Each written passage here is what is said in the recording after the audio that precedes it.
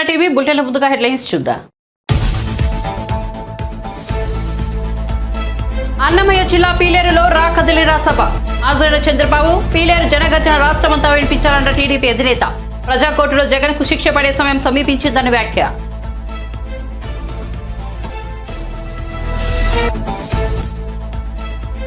భీమిలి నియోజకవర్గంలో వైసీపీ సిద్ధం సభ. హాజరైన సీఎం జగన్, పద్మవ్యూహంలో చిక్కుకోవడానికి నేనేమి అభిమన్యుని కాను, అర్జునుడేనని వెల్లడి.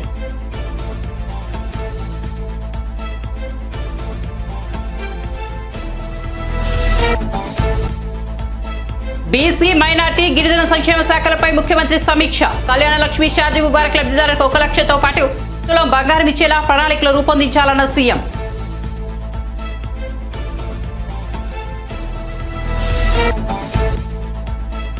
గుండ్లకమ్మ ప్రాజెక్టును పరిశీలించిన షర్మిల, 750 కోట్లతో వైఎస్ఆర్ ప్రాజెక్టు కడితే జగన్ ప్రభుత్వం మెయింటెనెన్స్ కు కోటి కూడా ఇవ్వడం లేదని మండిపాటు. ఇదేనా వైఎస్ఆర్ ఆశయాలు నిలబెట్టడమని ప్రశ్న.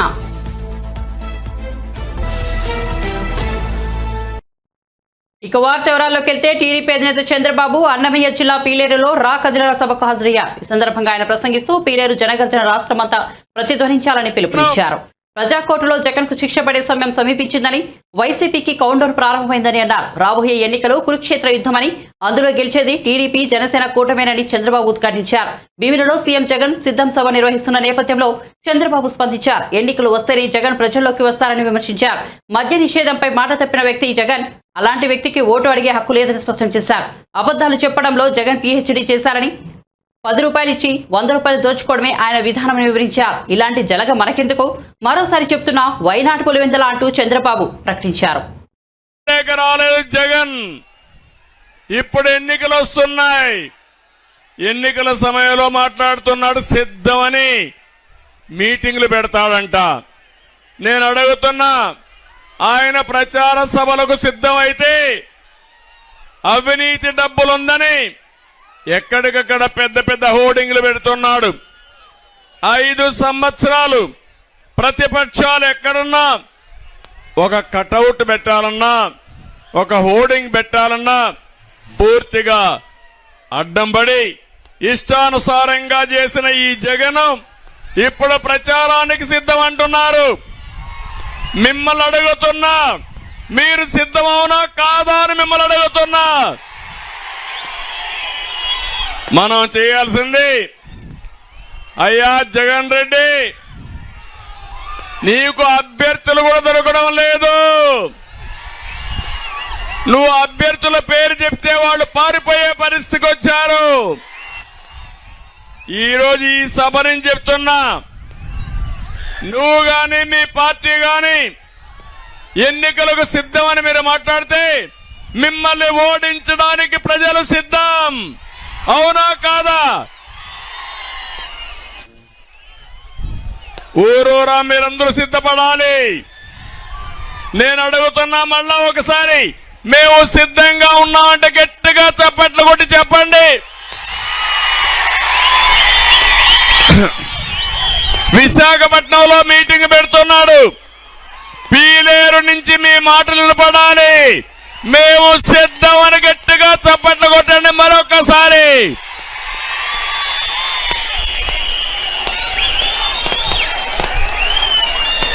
మిమ్మల్ని ఇంటికి పంపడానికి అన్నదాతలు సిద్ధం. మిమ్మల్ని తరిమి కొట్టడానికి కసితో యువత సిద్ధంగా ఉన్నారు. మీ జెండా పాతి పెట్టడానికి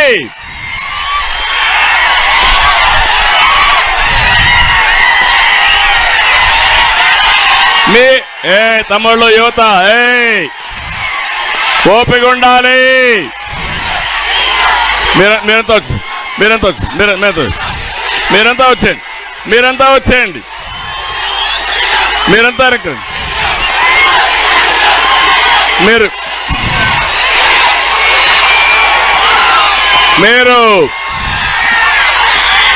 యువత కూర్చోండి.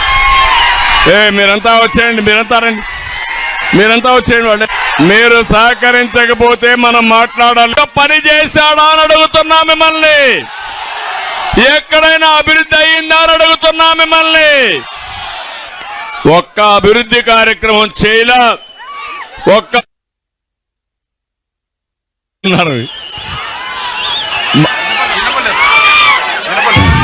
మళ్ళా ఎక్కువ మాట్లాడితే నా గొంతు పోతుంది. ఇంకా చాలా మీటింగ్లు ఉన్నాయి. ఎన్నికలండి. అన్న నందమూరి తారక రామారావు గారి హయాంలోనే ప్రారంభమైనాయి. తెలుగు గంగ మీ జీవితాల్లో వెలుగు వస్తుంది. నేను ఒకటి ఆలోచించాను, రాయలసీమని పండ్ల తోటలకు ఒక హబ్బుగా తయారు చేయాలని. దుర్మార్గులు వచ్చి మొత్తం కూడా ఇబ్బంది పెట్టే పరిస్థితి వచ్చారు. నేను ఆ రోజు సీమ రైతుకి ఏదైతే ఆ రోజు మీరు చూస్తే డ్రిప్ ఇరిగేషన్ కు 90% సబ్సిడీ ఇచ్చా. ఇప్పుడు వస్తా ఉందా అని మిమ్మల్ని అడుగుతున్నా, ఇచ్చారా అని మిమ్మల్ని అడుగుతున్నా. మొన్ననే కడప జిల్లా అన్నమయ్య డ్యాము, అన్నమయ్య జిల్లాలో అన్నమయ్య డ్యాము కొట్టుకొని పోయిందా లేదా అని మిమ్మల్ని అడుగుతున్నా. 40 మంది చనిపోయారు. ఇంతవరకు మళ్ళీ ఆ డ్యాము కట్టారా అని మిమ్మల్ని అడుగుతున్నా. అంటే కనీసం ఒక డ్యాముకు గ్రీస్ వేయలేని వ్యక్తులు 3 రాజధానులు కడతామంటే నమ్మతారా తమ్ముళ్ళు అని మిమ్మల్ని అడుగుతున్నా. ఇలాంటి దుర్మార్గమైన ముఖ్యమంత్రి ఎక్కడా ఉండరు. కనీసం అన్నమయ్య డ్యాము కొట్టుకొని పోయి 40 మంది చనిపోతే 450 కుటుంబాలకు ఇళ్లు కూడా కొట్టుకొని పోతే కట్టారా ఇండ్లు అని అడుగుతున్నా. ఇంతవరకు ఆ ఇండ్లు కట్టిన దాఖలాలు లేవు. కనీసం అందరికీ 1 లక్ష రూపాయల చొప్పున పారితోషికం ఇచ్చిన పార్టీ, ఇచ్చిన ట్రస్ట్ వచ్చి ఎన్టీఆర్ మెమోరియల్ ట్రస్ట్ అని చెప్పి కూడా నేను మీకు తెలియజేస్తున్నా. ఏపీ సీఎం జగన్ భీమిలి నియోజకవర్గం సంఘీవలసలో ఏర్పాటు చేసిన వైసీపీ సిద్ధం బహిరంగ సభకు హాజరయ్యారు. సీఎం జగన్ తన ప్రసంగంలో వివక్షాలను ఏకిపారేశారు. భీమిలిలో తనకు అటు సముద్రం ఇటు జనసముద్రం కనిపిస్తోందని వ్యాఖ్యానించారు. సభకు వచ్చిన ప్రతి ఒక్కరిలోనూ ఒక్కో సేనాధిపతి కనిపిస్తున్నారని అన్నారు. ఇటుపక్క పాండవ సైన్యం ఉంటే అటుపక్క కౌరవ సైన్యం ఉందని, ఈ యుద్ధంలో చంద్రబాబు సహా ప్రతి ఒక్కరూ ఓడిపోక తప్పదని సమరోత్సాహం ప్రదర్శించారు. పద్మవ్యూహంలో చిక్కుకోవడానికి తాను అభిమన్యుడిని కాదని తాను అర్జునుడని సీఎం జగన్ పేర్కొన్నారు. ఈ అర్జునుడికి తోడు శ్రీకృష్ణుడు వంటి ప్రజలు తోడున్నారని చెప్పుకొచ్చారు. ఈసారి ఎన్నికల్లో వైసీపీకి 175కి 175 సీట్లు రావడం ఖాయమని ధీమా వ్యక్తం చేశారు. మంచి చేయగలిగాం కాబట్టి ఈ రోజు నేను గర్వంగా కూడా చెప్తా ఉన్నాను. ఇలా మంచి చేయగలిగాం కాబట్టి ఈరోజు మీలో ఎవరైనా సరే, మన పార్టీలో ఎవరైనా సరే ఏ పదవికి పోటీ చేసినా, వార్డు మెంబర్ దగ్గర నుంచి ఎంపీటీసీ దగ్గర నుంచి జెడ్పీటీసీ దగ్గర నుంచి కార్పొరేటర్ దగ్గర నుంచి ఇంకా ఏ పదవైనా, ఎమ్మెల్యే అయినా, ఎంపీ అయినా అలా చేయగలిగాం కాబట్టి మనలో నుంచి ఏ ఒక్కరైనా ఏ పదవికైనా పోటీ చేసినా ప్రజలందరూ కూడా మామూలు మెజారిటీతో కాదు, గొప్పదైన మెజారిటీతో మనల్ని గెలిపించి ఆ స్థానాల్లో కూర్చోబెడతారు.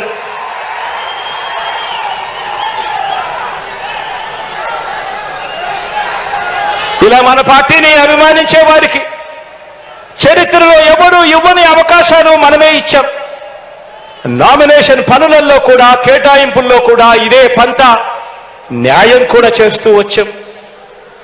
ఎవరు గెలవనన్ని పదవులు వార్డు మెంబర్లు, సర్పంచులు మొదలు ఎంపీటీసీలు, ఎంపీపీలు, జెడ్పీటీసీలు, జెడ్పీ చైర్మన్లు, మున్సిపల్ చైర్మన్లు, కౌన్సిలర్లు, మేయర్లు, కార్పొరేటర్లు, ఎమ్మెల్సీలు, రాజ్యసభ సభ్యులు, మంత్రి మండలి వరకు అన్నింటిలోనూ కూడా జగన్ను నమ్మిన వారు, వైఎస్ఆర్సీపీలో ఉన్నవారు, వైఎస్ఆర్సీపీ పార్టీ కోసం కష్టపడిన వారందరికీ కూడా అంచెలంచెలుగా ఏ రాజకీయ పార్టీలోనూ ఇవ్వని అవకాశాలు ఇచ్చిన ఏకైక పార్టీ మన వైఎస్ఆర్ కాంగ్రెస్ పార్టీ అని కూడా చెప్పడానికి ఈ సందర్భంగా గర్వపడతా ఉన్నాను. మనం ఈ 56 నెలల పాలనలో ప్రతి ఇంటికి మంచి చేయగలిగాము కాబట్టి, వివక్ష లంచాలు లేని పాలన ఇవ్వగలిగాము కాబట్టి, ఇంతకు ముందు నేను చెప్పినట్టుగా ఇవాళ ఎవరైనా సరే మన పార్టీ తరపున ఎవరైనా కూడా నామినేషన్లు వేస్తే చాలు, ప్రజలు మనల్ని ఆశీర్వదించి భవిష్యత్తులో ఇంతకంటే ఎక్కువ అవకాశాలు మనకు ఇస్తారు. మన కార్యకర్తలను గెలిపించే మన పార్టీ వైఎస్ఆర్ కాంగ్రెస్ పార్టీ అని చెప్పడానికి కూడా గర్వపడతా ఉన్నా.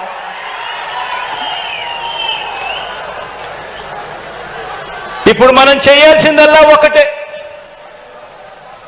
ఈ 2,53,000 కోట్ల రూపాయలు మీ బిడ్డ బటన్ నొక్కుతా ఉన్నాడు, నేరుగా నా అక్క చెల్లెమ్మల కుటుంబాల ఖాతాల్లోకి, ప్రతి గ్రామంలో ఉన్న నా అక్క చెల్లెమ్మల కుటుంబాల ఖాతాల్లోకి నేరుగా వెళుతా ఉంది. అలా వెళ్ళేటప్పుడు ఎవరు లంచాలు అడగడం లేదు, ఎవరు వివక్ష చూపడం లేదు. నేరుగా మీ బిడ్డ బటన్ నొక్కుతా ఉన్నాడు, నేరుగా ప్రతి గ్రామంలో ఉన్న నా ప్రతి అక్క ప్రతి చెల్లెమ్మ కుటుంబాల ఖాతాల్లోకి నేరుగా పోతా ఉంది. ఈరోజు నేను గర్వంగా కూడా చెప్తా ఉన్నాను, రాష్ట్రంలో ఈరోజు 84% మంది మరి రూపాయలు చంద్రబాబు వారి వ్యూహాలలో, వారి కుట్రల్లో, వారి కుతంత్రాలలో, మోసపూరిత వాగ్దానాల్లో, వెన్నుపోట్లు, పొత్తులు, ఎత్తులు, జిత్తుల పద్మవ్యూహం కనిపిస్తా ఉంది అక్కడ. కానీ పద్మవ్యూహంలో చిక్కుకొని వారి బాణాలకు బలైపోవడానికి ఇక్కడ ఉన్నది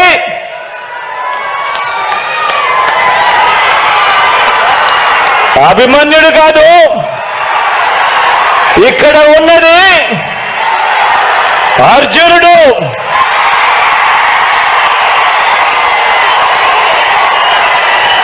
ఆ అర్జునుడికి తోడు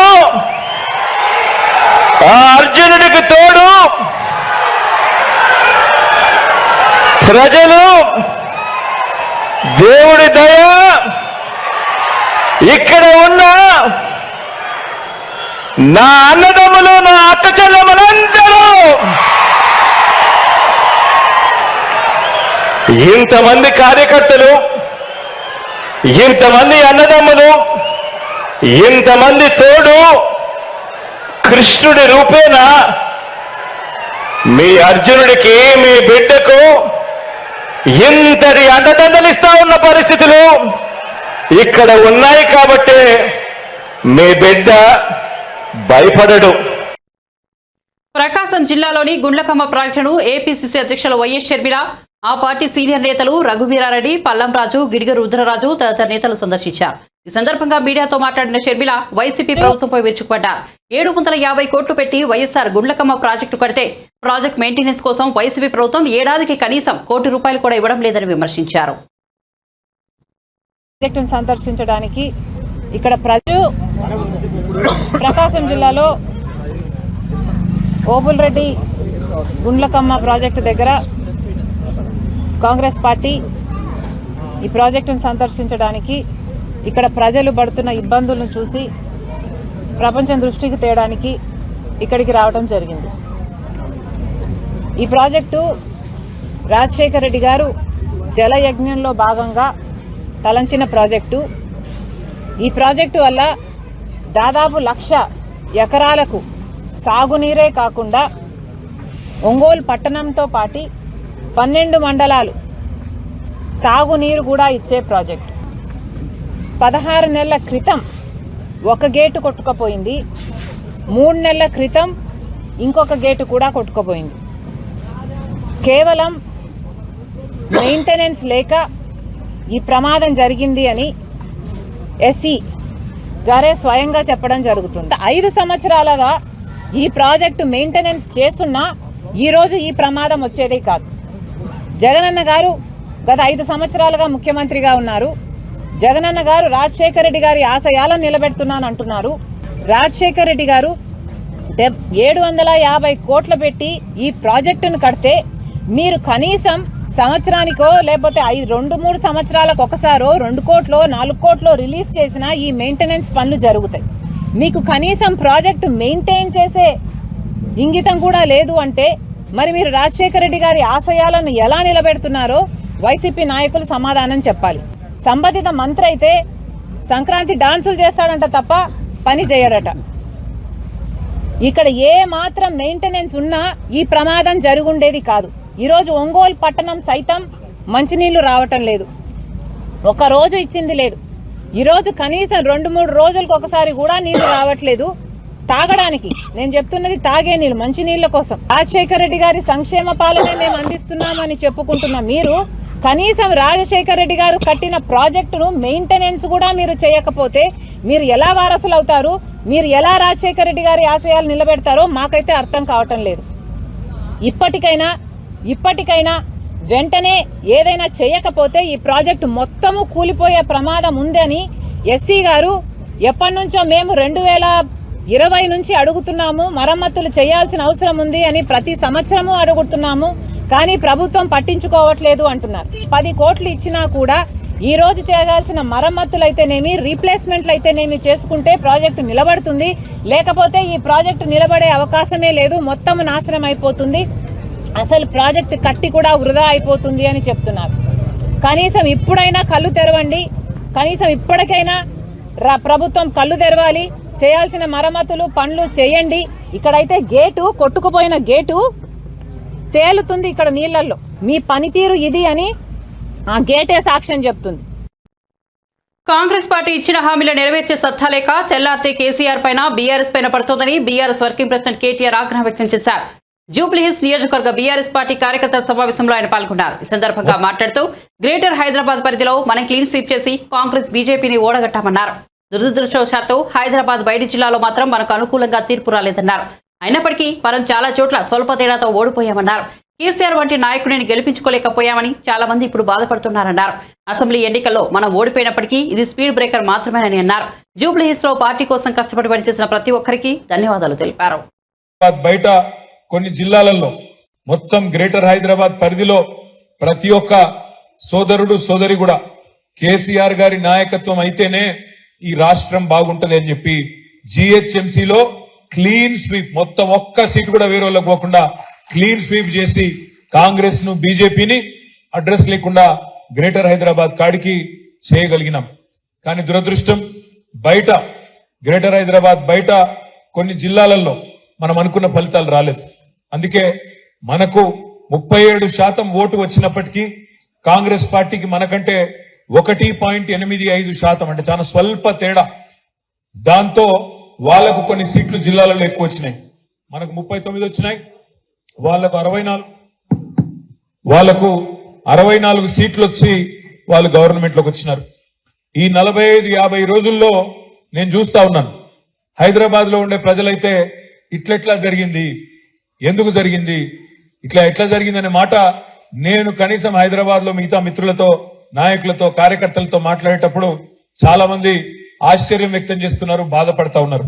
కేసీఆర్ గారు లాంటి నాయకుడు ఇవాళ ముఖ్యమంత్రిగా లేడు అంటే మేము జీర్ణించుకోలేకపోతున్నామన్నా అనే మాట కూడా చాలా మంది మిత్రులు చెప్తా ఉన్నారు. నేను మీ అందరికీ ఒకటే విజ్ఞప్తి చేస్తా ఉన్నా, రాజకీయాల్లో జీవితంలో చిన్న చిన్న ఎదురు దెబ్బలు, చిన్న చిన్న సెట్ బ్యాక్స్ తప్పవు. ఈ రోజు మనకు జరిగింది కూడా ఒక చిన్న ఎదురు దెబ్బ మాత్రమే, ఒక చిన్న స్పీడ్ బ్రేకర్ మాత్రమే. అంతే తప్ప దీని నుంచి మన మీద గందరగోళం అయిపోయి, మన మీద భయపడి లేదా బాధపడి ఇంట్లో కూర్చునేంత భయంకరమైన ఓటమేమి మనకు జరగలేదు. 39 సీట్లు ప్రజలు మనకు అప్పచెప్పినారు. 39 సీట్లు అంటే 119లో సరిగ్గా 3వ వంతు, 1/3 సీట్లు మనకు అప్పచెప్పినారు. 14 సీట్లు మనం స్వల్ప తేడాతో ఓడిపోయినాం. జుక్కలనే ఒక నియోజకవర్గంలో 1100 ఓట్లతో ఓడిపోయినాం. దేవరకద్ర అనే మరొక నియోజకవర్గంలో 1300 ఓట్లతో ఓడిపోయినాం. మన కాగజ్ నగర్ లో 3000 ఓట్లు బోధన్లో 3,000 ఓట్లు, ఖానాపూర్లో 4,200, అట్లా చెప్పుకుంటూ పోతే ఒక 14 సీట్లలో కేవలం 4-5 వేల ఓట్ల తేడాతోనే ఓడిపోవడం జరిగింది. రాష్ట్ర వ్యాప్తంగా మీరు చూసినట్టయితే కూడా స్వల్ప తేడా, ఇది రకరకాల కారణాలైనప్పటికీ చాలా స్వల్ప తేడాతోనే మనం ఓడిపోయినాం. అదే హైదరాబాద్ కాడికి వస్తే అఖండమైన మెజారిటీలతో గెలిచినాం. 85,000, 72,000, 50,000, 40,000, 30,000 బ్రహ్మాండమైన మెజారిటీలతో హైదరాబాద్ లో మనం జయకేతనం ఎగరవేసినాం.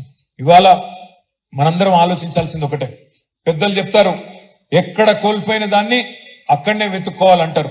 అందుకే నేను అనేది తెలంగాణలో ఈ రోజు ఏ అధికారాన్ని అయితే మనం చేజార్చుకున్నామో తప్పకుండా పార్లమెంట్ ఎన్నికల్లో మన గెలుపుతో తిరుగులేని సమాధానం. మనం గట్టిగా ఉన్నాం, తెలంగాణ ప్రజల్లో కేసీఆర్ గారు బలంగా ఉన్నారనే మాట తెలవాలి అంటే పార్లమెంట్ లో బలంగా మనం పనిచేయాల్సిన అవసరం ఉంది. కాంగ్రెస్ బీజేపీ ఇక్కడ తెలంగాణలో ఒక ఫెవికాల్ బంధం లాగా ఇవాళ బ్రహ్మాండంగా కలిసిమెలిసి నడుస్తా ఉన్నారు. రేవంత్ రెడ్డి గారు పోయి ఢిల్లీకి పోయి అమిత్ షాని కలవంగానే కింద ఇక్కడ ఏం జరుగుతుంది, ఇక్కడ 2 శాసన మండలి స్థానాలు ఖాళీ అయితే ఎమ్మెల్సీ స్థానాలు రెండిటికి ఒకటేసారి నోటిఫికేషన్ ఇవ్వాలి నిజానికి. ఎందుకంటే 2 ఒకటేసారి ఖాళీ అయినాయి, 2 ఒకటేసారి పూరించాలి. కానీ 2 ఒకటేసారి పూరిస్తే ఒకటి కాంగ్రెస్ కు వస్తుంది, ఒకటి బీఆర్ఎస్ కు వస్తుంది. అందుకే 2 అలగలగ ఎన్నికలు పెట్టి ఒక అండర్స్టాండింగ్ లో కాంగ్రెస్ బీజేపీ 2 కూడా ఇక్కడ కాంగ్రెస్ కు వచ్చేటట్టు సహకరిస్తా ఉన్నాయి. దానికి పరోపకారి సహాయం ఏంది అంటే కాంగ్రెస్ కళ్యాణ లక్ష్మి షాదీ ముబారక్ లబ్ధిదారులకు తులం బంగారం ఇచ్చేలా అంచనాలు రూపొందించాలని ముఖ్యమంత్రి రేవంత్ రెడ్డి అధికారులకు సూచించారు. ఎన్నికల్లో ఇచ్చిన హామీ మేరకు లబ్ధిదారులకు ₹1,00,000తో పాటు తులం బంగారం ఇచ్చే ప్రణాళికలు రూపొందించాలన్నారు. శనివారం ఆయన సచివాలయంలో బీసీ, మైనార్టీ, గిరిజన సంక్షేమ శాఖలపై సమీక్ష జరిపారు. సమీక్షకు మంత్రులు పొన్నం ప్రభాకర్, సీతక్క, ప్రభుత్వ సలహాదారు షబ్బీర్ అలీ, సంబంధిత అధికారులు హాజరయ్యారు. ఈ సందర్భంగా మాట్లాడుతూ ప్రతి లోక్సభ నియోజకవర్గానికి ఒక బీసీ స్టడీ సర్కిల్ ఏర్పాటు చేయడంపై అధ్యయనం చేయాలన్నారు. సంక్షేమ హాస్టళ్లకు గ్రీన్ ఛానల్ ద్వారా నిధుల విడుదలకు ప్రణాళికలు సిద్ధం చేయాలన్నారు. అలాగే గురుకుల పాఠశాలకు సొంత భవనాలు నిర్మించేలా స్థలాన్ని గుర్తించాలని తెలిపారు. ఆ భవనాల నిర్మాణానికి అంచనా వ్యయం రూపొందించాలని ఆదేశించారు.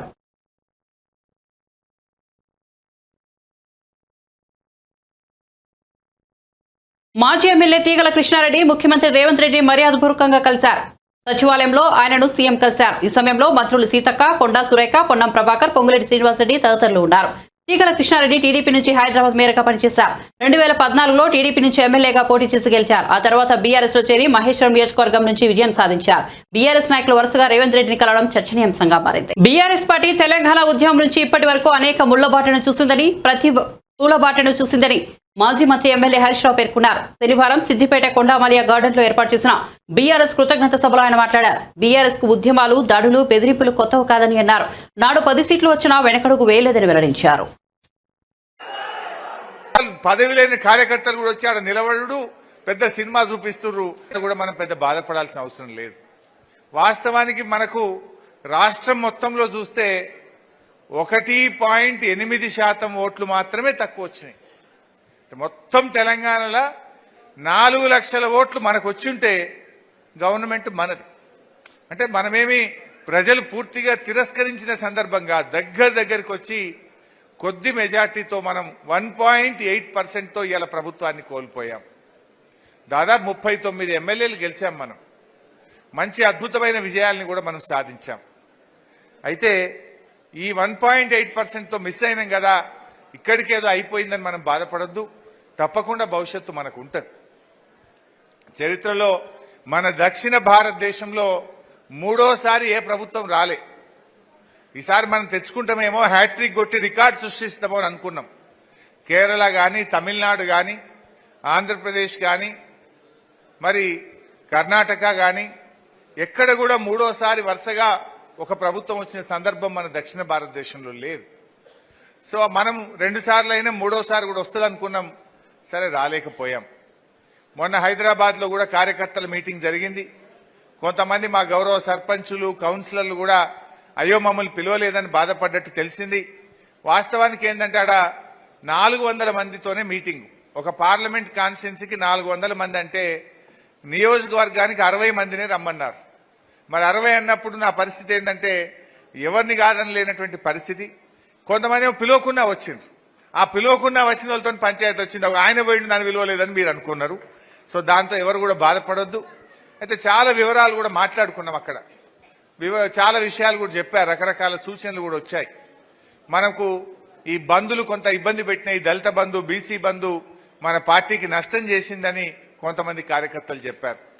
హౌసింగ్ ప్రోగ్రామ్ను ఇంకా కొంత ముందు స్టార్ట్ చేసి ఉండే అది దాని విషయంలో కొంత నష్టం జరిగిందని చెప్పారు.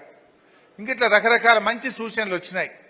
మనము పనులు బాగా చేసినాం, అంత ఆన్లైన్ చేసినాం, ఓట్లకు పోయే వరకు నువ్వు ఇచ్చినావా, గవర్నమెంట్ ఇచ్చింది పో అంటారు వాళ్ళు. అది కార్యకర్త యొక్క, ఉద్యమకారుడి యొక్క కొంత గౌరవం పెంచేది ఉండే. 5 లక్షల రైతు బీమా వస్తే చక్కగా పోయి బ్యాంకులో పడ్డది, ఆ ఇచ్చిన పేరు మనది లేదు.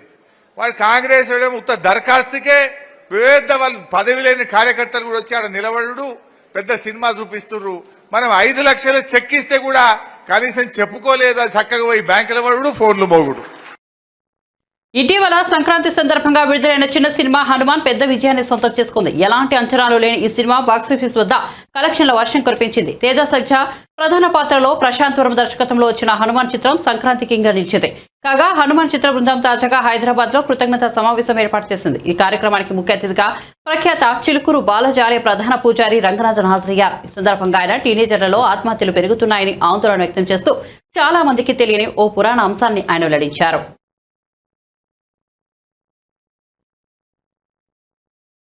విభీషణుడు ఆంజనేయ స్వామి. సుందరకాండలో ఒక ఘట్టం మీకు చెప్తాను. విభీషణుడు ఆంజనేయ స్వామి యుద్ధం జరుగుతున్నది, రాత్రిపూట వెళ్తున్నారు. అందరూ వానరులందరూ పడిపోయి ఉన్నారు, కొంతమంది చనిపోయినారు. జాంబవంతుడు కూడా ఒళ్ళంతా నొప్పితోటి రుధిరంతో పడేందుకు అడుగుతున్నారు. ఆంజనేయ స్వామి ఒక్కడు బతికుంటే మా వానర సైన్యం మొత్తం బతికున్నట్టే. మా ஒரு యంగ్ పీపుల్ సేందటే ఒక అద్భుత సజ్జా తేజాకి ఒక్కసారి గట్టిగా చప్పట్లు కొట్టు. స్వామివారి యొక్క మనస్సు తెలుస్తుంది. కృతజ్ఞతలు తెలిపడం కోసం అమృతాన 13వ సర్గంలో ఉట్టి చేతులతో పోతే నాకు ఏముంటుంది విలువ, లంకంతా వెతుకుతాడు. మీకు కూడా ఆత్మహత్య చేసుకోవాలని అనుకున్నాడు. మీకు ఎవరికైనా తెలుసా? ఎవరికైనా అమ్మాయి, రీసెర్చ్ చేసిన అమ్మాయి, నీకు తెలుసా? నేను రామాయణం పుస్తకం సుందరకాండం వాల్మీకి రామాయణం పెట్టుకుని ఉన్నాను. 13వ సర్గంలో ఆంజనేయ స్వామి మొత్తం లంకంతా వెతుకుతాడు, సీతమ్మ కనిపించదు.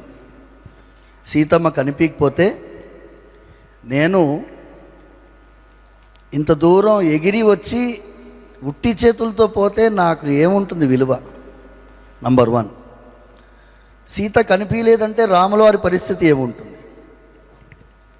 అయోధ్య వాళ్ళ పరిస్థితి ఏముంటుంది? వానర సైన్యం ఏముంటుంది? వాళ్ళందరూ ప్రాణత్యాగం చేస్తారు. అందుకోసం నేను ప్రాణత్యాగం చేసుకుంటాను. ఎలా చేసుకుంటాను? లిస్ట్ చెప్తున్నాడు. చెట్టుకు ఊరేసుకుంటాను, లేకపోతే నిప్పు పేర్చి అందులో దూకుతాను, సముద్రంలో పడిపోతాను, మునిగిపోతాను, లేకపోతే ఆహారమే స్వీకరించకుండా అలా పడుకుంటాను, ఏదైనా క్షుద్ర జంతువు తినేసిపోతుంది. ఇవన్నీ చెప్తున్నాను. Anjaneya Swami, imagine a person like Hanumanji thinking about a suicidal tendency. తర్వాత తానే ఆలోచిస్తుంది, నేను చనిపోతే వెళ్ళే వాళ్ళందరూ ఏమవుతారు? మళ్ళీ ఆలోచిస్తున్నాడు. వినాశే బహవో దోషా జీవన్ భద్రాని పశ్యామి అంట. ఆంజనేయ స్వామి సెల్ఫ్ కౌన్సిలింగ్ చేసుకుంటున్నాడు. మీ మీడియం చాలా పవర్ఫుల్ అమ్మా. నేను చూసినాను ఈ థియేటర్లో, మీరు చెప్తున్నారు కదా, డిస్ట్రిబ్యూటర్స్ చెప్తున్నారు. నేను మా చిలుకూరు బాలాజీ స్వామి వారి సేవలో నా దగ్గర ఒక పవన్ కుమార్ ఉన్నాడు. ఆయన అన్నాడు, స్వామి మనం హనుమాన్ సినిమా వెళ్ళాలి. ఏముందిరా అందులో అని అన్నాను. మీరు రండి స్వామి అన్నా. అందుకే ఫోన్ చేసి అడిగితే we went, and then I was literally speechless for such an excellent movie which you people have created. Bulletin ముగించే ముందు హెడ్లైన్స్ మరోసారి చూద్దాం. అన్నమయ్య జిల్లా పీలేరులో రాకదిలేరా సభ. హాజరైన చంద్రబాబు, పీలేరు జనగర్జన రాష్ట్రమంతా వినిపించాలన్న టీడీపీ అధినేత. ప్రజాకోర్టులో జగన్ కు శిక్ష పడే సమయం సమీపించిందని వ్యాఖ్య.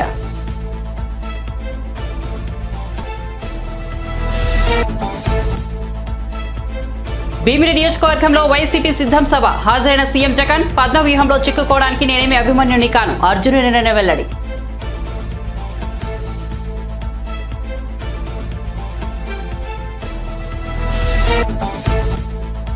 బీసీ మైనార్టీ గిరిజన సంక్షేమ శాఖలపై ముఖ్యమంత్రి సమీక్ష. కళ్యాణ లక్ష్మి షాదీ వివాహ లబ్ధిదారులకు 1 లక్షతో పాటు తులం బంగారం ఇచ్చేలా ప్రణాళికలు రూపొందించాలన్న సీఎం.